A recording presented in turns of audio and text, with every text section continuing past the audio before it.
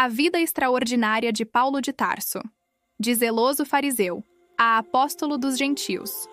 Uma das figuras mais monumentais e complexas da história.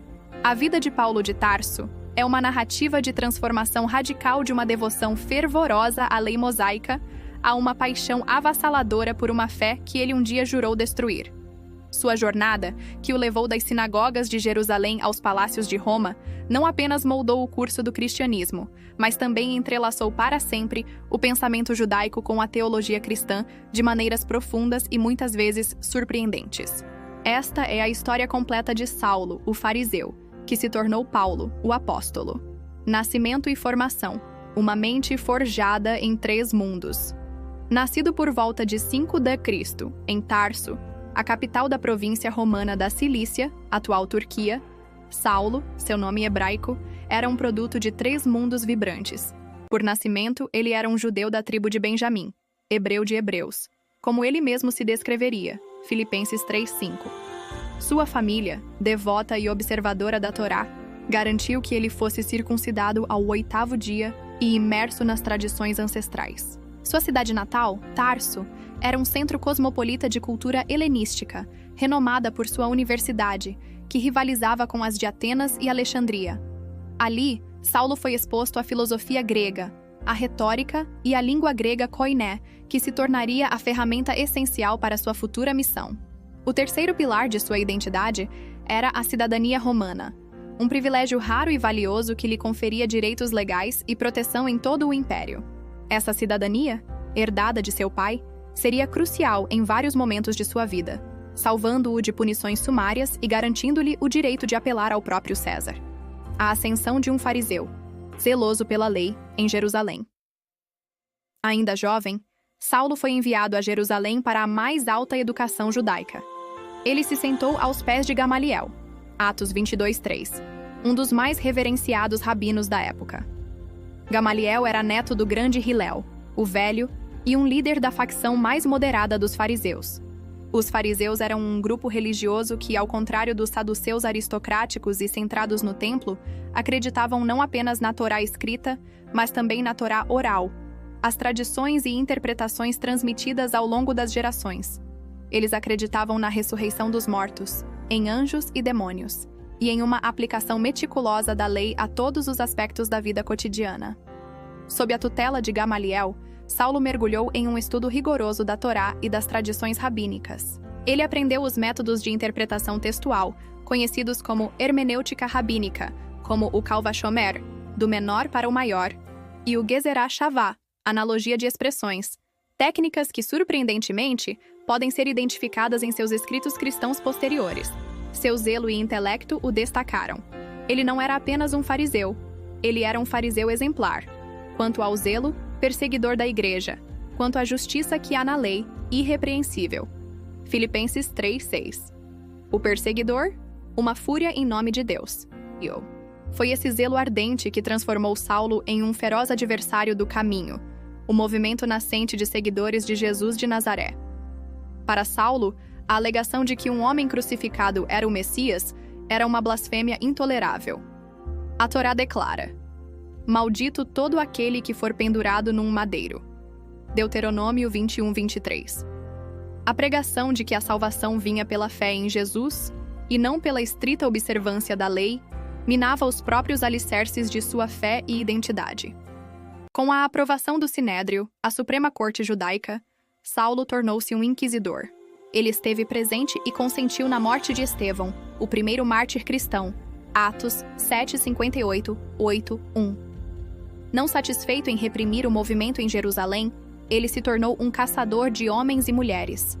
Assolava a igreja entrando pelas casas e, arrastando homens e mulheres, os encerrava na prisão. Atos 8:3. Sua missão o levou a buscar autorização para estender sua perseguição até Damasco, na Síria. A Estrada de Damasco, uma conversão de fogo e luz. Foi nesta jornada, por volta do ano 34 d.C., que a vida de Saulo foi irrevogavelmente alterada. Conforme relatado no livro de Atos, uma luz ofuscante do céu o derrubou. Ele ouviu uma voz: Saulo, Saulo, por que me persegues? Ao perguntar quem falava, a resposta o abalou profundamente. Eu sou Jesus, a quem tu persegues. Atos 9, 4, 5. Cego e em choque, Saulo foi conduzido a Damasco, onde permaneceu por 3 dias sem comer nem beber. Deus então enviou um discípulo chamado Ananias para curá-lo. Ao impor as mãos sobre Saulo, caíram-lhe dos olhos como que umas escamas, e recuperou a vista, e levantando-se, foi batizado. Atos 9, 18. A transformação foi instantânea e total. O perseguidor tornou-se o pregador. Nas sinagogas de Damasco, o mesmo homem que viera para prender os cristãos começou a proclamar ousadamente que Jesus era o Filho de Deus, para espanto de todos. As viagens missionárias, uma odisseia para um novo mundo. Após um período de preparação na Arábia e em sua cidade natal, Tarso, Saulo, agora mais conhecido por seu nome romano, Paulo, iniciou uma série de viagens missionárias que mudariam o mapa religioso do Império Romano. Primeira viagem missionária, c.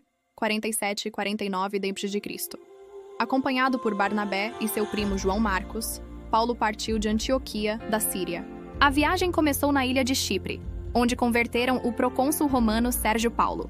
Foi a partir deste ponto que Saulo passou a ser predominantemente chamado de Paulo. Eles então navegaram para a Ásia Menor, atual Turquia, pregando em cidades como Perge, Antioquia da Pisídia, Icônio, Listra e Derbe. Um padrão emergiu.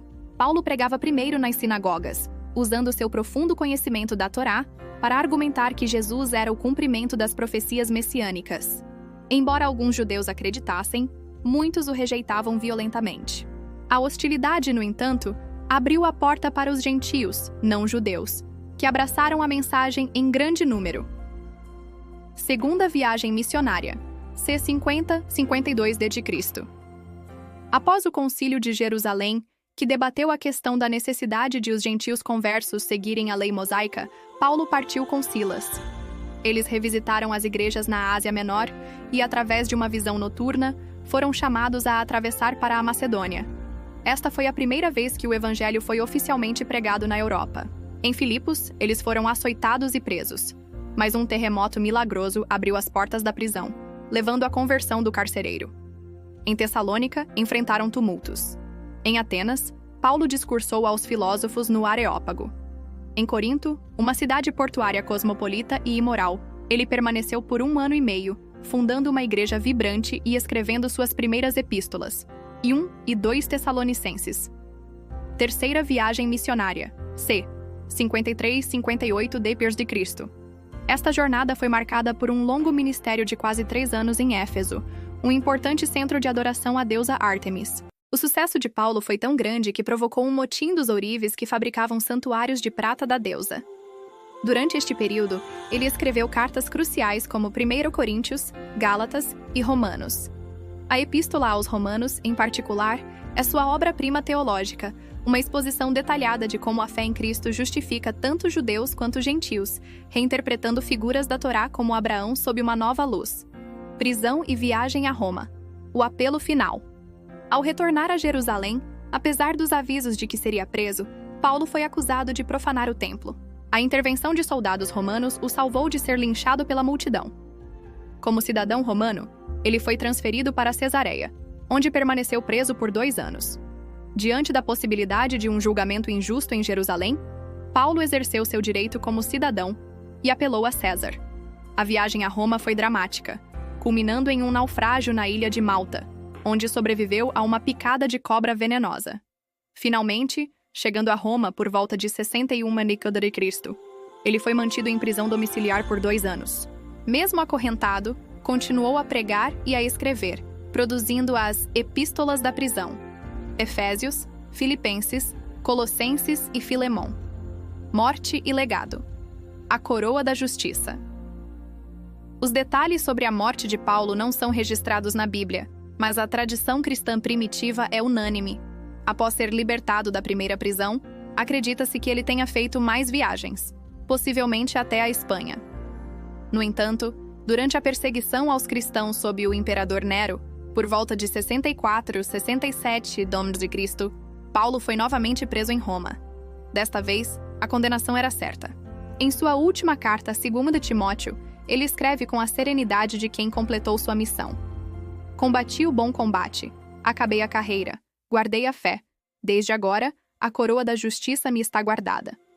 2 de Timóteo 4, 7 e 8.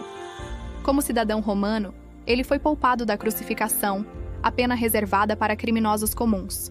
A tradição sustenta que ele foi decapitado na Via Ostiense, fora dos muros de Roma. A vida de Paulo de Tarso é a história de como uma única pessoa, movida por uma convicção transformadora, pode alterar o curso da história. Seu intelecto, forjado na precisão da lei judaica e na amplitude do pensamento greco-romano, permitiu-lhe articular uma teologia que transcendeu barreiras culturais e étnicas. O zeloso fariseu que viajava para Damasco para erradicar uma heresia tornou-se o apóstolo que levaria a mensagem daquela mesma heresia aos confins do mundo conhecido, deixando um legado indelével que continua a ressoar através dos séculos.